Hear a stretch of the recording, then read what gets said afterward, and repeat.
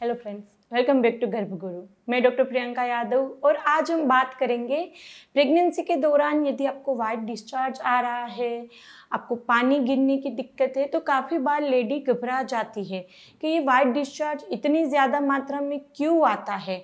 तो सबसे पहले वाइट डिस्चार्ज पूरे 9 महीने आपको आएंगे, वो रहेगा आपके बॉडी में प्रोजेस्टेरोन बढ़ने का सिम्टम। प्रेगनेंसी के दौरान बच्चे का ग्रोथ कंटिन्यू रखने के लिए, उसको सपोर्ट के लिए प्रोजेस्टेरोन हार्मोन मेन रहता है। अब इसी हार्मोन के चलते आपकी बॉडी में डिस्चार्ज की मात्रा ज़्यादा रहती है, उसको हम बोलेंगे वाइट डिस्चार्ज। उसके फायदे भी बहुत ज़्यादा है कि वाइट डिस्चार्ज एक प्लग की तरह काम करेगा आपके सर्विक्स के, यानी कि बच्चेदानी के मुख के आगे वो प्लग की तरह काम करेगा, जिससे हार्मफुल बैक्टीरिया कोई अंदर जाके बच्चेदानी का मुख खोलना दे और बच्चा बाहर ना आ जाए। तो वो एक प्रोटेक्शन लेयर की तरह वो डिस्चार्ज काम करता है, यानी कि वो जो हार्मफुल बैक्टीरिया है उसको ऊपर तक नहीं जाने देगा और वो अपनी तरफ से सफाई का भी काम करता है। अपने आप उसको वो बाहर फेंक देगा, यदि आता है तो डिस्चार्ज बढ़ के जो बैक्टीरिया फंगस है उसको बाहर फेंक देगा, यानी कि वो बच्चे को प्रोटेक्ट करता है। तो वाइट डिस्चार्ज हमारी प्रेगनेंसी को प्रोटेक्ट करने के लिए, बच्चे को प्रोटेक्ट करने के लिए है। दूसरा, वो दो तरीके से, एक तो हमने बताया कि आपकी सर्विक्स की वहाँ पे वो भी थोड़ा बढ़ाएगा जब जब भी उसको लगेगा कि बाहर से कुछ खतरा है। दूसरा हार्मोन का है। लेकिन अब ये डिस्चार्ज कैसा होना चाहिए जब तक वो नॉर्मल है? वो वाइट रहेगा, मिल्की वाइट डिस्चार्ज रहेगा, पतला रहेगा, ट्रांसपेरेंट रहेगा और वो डिस्चार्ज में किसी भी तरह की स्मेल नहीं आएगी। हाँ, नॉर्मली जो स्मेल आती है डिस्चार्ज में वही, किसी भी तरह की फिशी ऑडर या अनयूजुअल स्मेल नहीं आएगी। लेकिन यही डिस्चार्ज आपकी प्रेगनेंसी के लिए खतरा भी बन सकता है। कब? यदि आपको डिस्चार्ज वाइट ना होके ग्रीनिश येलोइश कलर का आने लगता है तो वो फंगल इन्फेक्शन का सिम्टम है। यदि आपको वो डिस्चार्ज ग्रीनिश येलोइश आता है, आप अपनी सफाई पे ध्यान दो, यानी कि प्रेगनेंसी के दौरान बाहरी भाग को साफ करने के लिए स्पेशल लिक्विड रहता है, साबुन से साफ कर सकते हैं, हाइजीन मेंटेन करो। आप देखते हैं उसके बावजूद भी आपका ग्रीनिश येलोइश डिस्चार्ज आ रहा है, साथ में खुजली है, जलन है, इरिटेशन है, वहाँ पे रेड दाने हो गए हैं या फिर वहाँ पे क्रैक हो गई है, यदि ऐसा कोई भी सिम्टम देखते हैं तुरंत ही आपको अपने गायनेक को कंसल्ट करके उसकी ट्रीटमेंट करानी ज़रूरी है।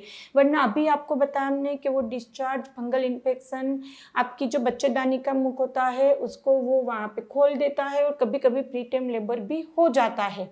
तो आपको इन्फेक्शन के सिम्टम जो है हम वो बता रहे हैं।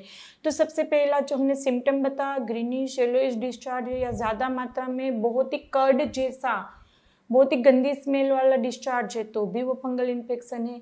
इस डिस्चार्ज में आपको ट्रीटमेंट की ज़रूरत है।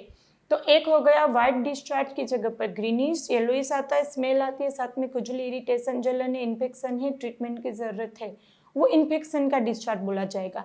दूसरा डिस्चार्ज रहेगा वाइट की जगह पर पिंकिश कलर का डिस्चार्ज आता है। अब वो इनिशियल 1 से 3 महीने में यदि ऐसा डिस्चार्ज आता है तो भी वो खतरे की निशानी है कि कहीं अंदर ब्लीडिंग शुरू हो गई है और वो हमें ब्राउन डिस्चार्ज में आ रहा है, तो अर्ली अबॉर्शन का सिम्टम है। और यदि वो 7वें 8वें महीने पे आता है तो वो अर्ली लेबर का सिम्टम है।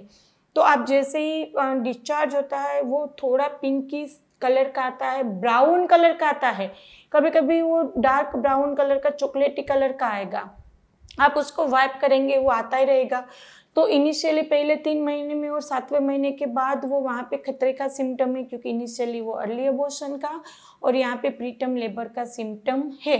तो उस टाइम पे भी आपको तुरंत ही डॉक्टर के पास जाना चाहिए ताकि ज़रूरी आपको दवा इंजेक्शन सब दे दे।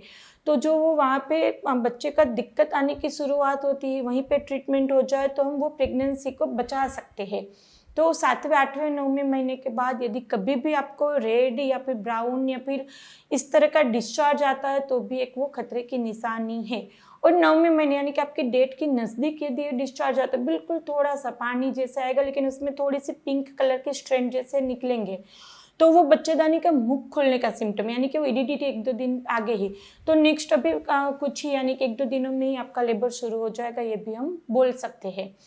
दूसरा, आपका डिस्चार्ज है वो ज़्यादा मात्रा में आ रहा है और वो डिस्चार्ज कोई वाइट ब्राउन पिंक यानी कि वो थिक डिस्चार्ज नहीं है, यूरिन की तरह डिस्चार्ज है।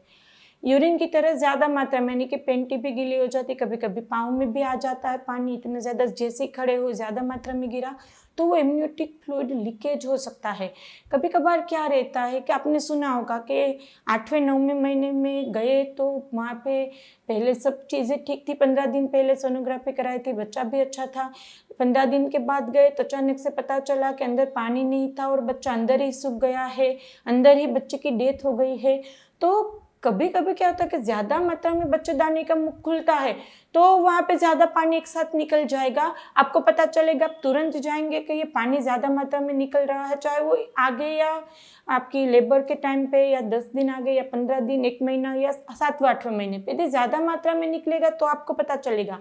लेकिन लीकिंग कभी कभी थोड़ा ही बच्चेदानी का मुख खुलता है, आपको पेन हो रहा है, आप घर पे बात करते बोलते कि नहीं पेन तो होगा, वीडियोस में भी हम सब बताते हैं कि वो ब्रेक्सन हिक्स कॉन्ट्रैक्शन रहेगा, लेकिन वो लीकिंग ज़्यादा मात्रा में शुरू होकर यानी कि ऐसे गिरता रहेगा पानी की तरह, यूरिन की तरह, या यूरिन के लिए जाएंगे तब ज़्यादा मात्रा में आएगा।